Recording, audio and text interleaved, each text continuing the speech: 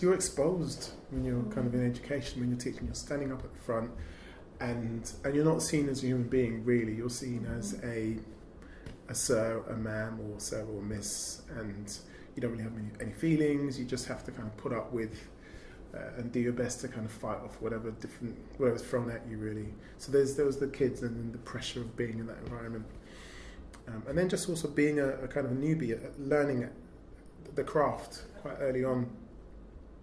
It's okay not to know what you're doing, but actually that can be quite tough.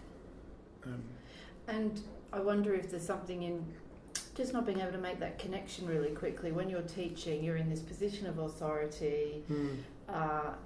People may be fearful of you and what you represent. They might be projecting all sorts of characters that they're passed on to you. Same as when you go into a job.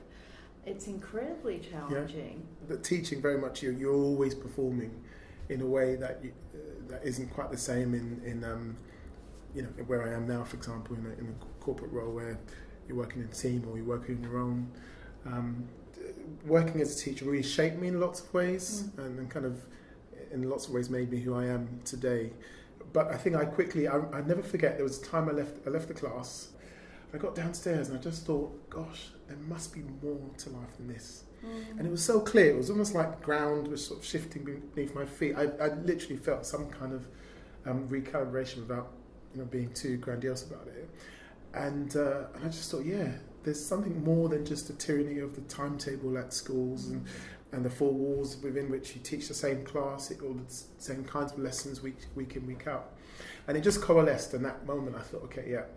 But the question, I didn't know what next. I didn't know where to go next, because you've been teaching for 9 years, and the thing is, as teachers, you're kind of locked away in this kind of, it's not a prison, but it feels like a prison when you go to a new job in the outside world, because you realise you don't go to the high street to grab a meal or something. You just have your lunch in the canteen, and everything stays within, it's contained. Parallel universe. Yeah, precisely. I realised that there was something different for me, and then I went on a bit of a journey to sort of seek out what that was, really. And it's a journey that I'm still on.